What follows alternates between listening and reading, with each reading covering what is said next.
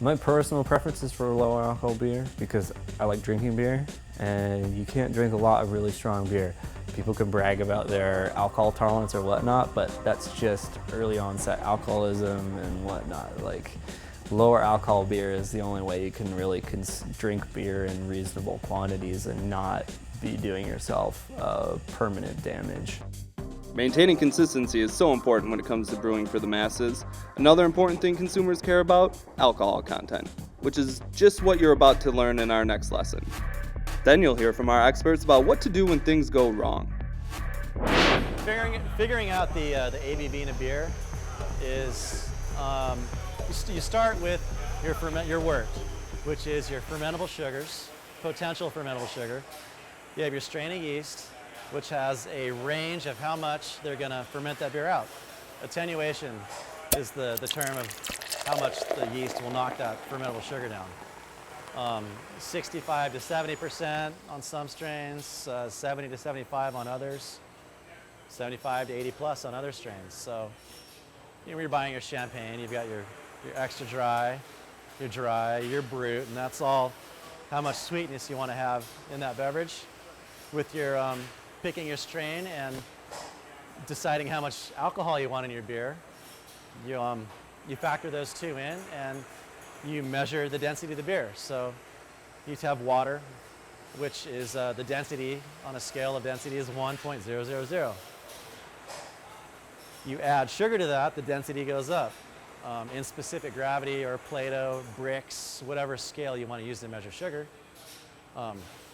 So in specific gravity, the fermentable sugars you add, you may start with like a 1.050, and that's how much sugar you put on top of the water. When the yeast go in, they eat that sugar, you get alcohol, which is lighter than water, and the sugar depletes. So that 1.050 drops and drops and drops and drops to the point where you might hit like 1.009. Arbitrary numbers, but you can check it each day with your hydrometer and you can see how much the sugar's dropping. And you know when you're done fermenting because you're going to hit that number day after day after day after day. So you know your beer's done. You take what you started with, you take what you finished with, you subtract the two, and then you get a alcohol calculator online, and you just plug those two numbers in and hit enter, and it spits out what your alcohol by weight is, and then it converts it to alcohol by volume. Measuring alcohol content, I wish I could remember when they started doing it. Oh man. The mid-1800s, I want to say, the hydrometer started to be widely used, and the hydrometer is a means of measuring the gravity of a fluid, so the density of the fluid. And high sugar content increases the density of the fluid, and when you have alcohol being less dense than water, as the sugar is turned into alcohol, the density is decreased. So you use the hydrometer to measure your initial starting sugar content, and then as you progress through fermentation, you're able to use the decreasing density as measured through the hydrometer to then calculate your alcohol content. What you do is you take your starting gravity, so the initial wort sugar content, subtract that, and subtract the final gravity, what the beer finishes out at. Subtract those from each other, and then multiply the resulting factor, the resulting number by a what we call F factor. I have been researching to figure out exactly where this the factors come from, but it's a spreadsheet that everyone uses that was, as far as I know, put out by the British Tax and Trade Bureau, or the equivalent, many years ago, and it helps you factor to reach the target alcohol content. My personal preference is for low alcohol beer because I like drinking beer, and you can't drink a lot of really strong beer.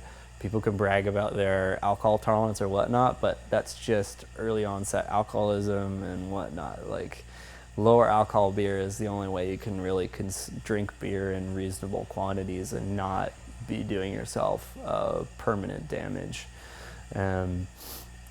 So that's why we focus on it, why I focus on it personally, I suppose, at a very root level of personal interest.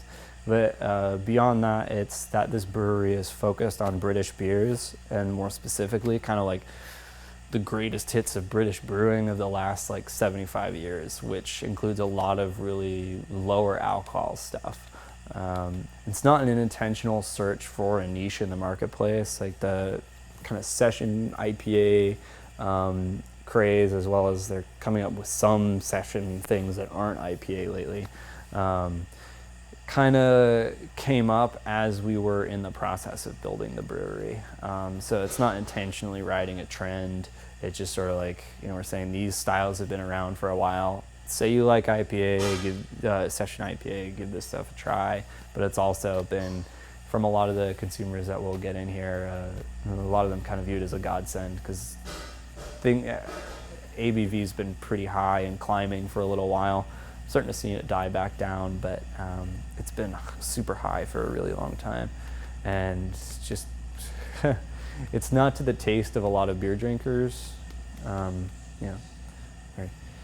It's not to the taste of some beer drinkers. I can't say everybody is going for that, but it provides more diversity for the consumer. So the other reason we also do it, and why I think it's good for us, is we're doing cask ale, and casks, because of the lower carbonation level, don't seem to do as well with higher alcohol beers. So a lower alcohol content seems to suit that type of service much better. You keep good notes, and you keep it clean, and don't be afraid to reach out and email other homebrewers. There's so much available information online. It's hard to screw up a homebrew.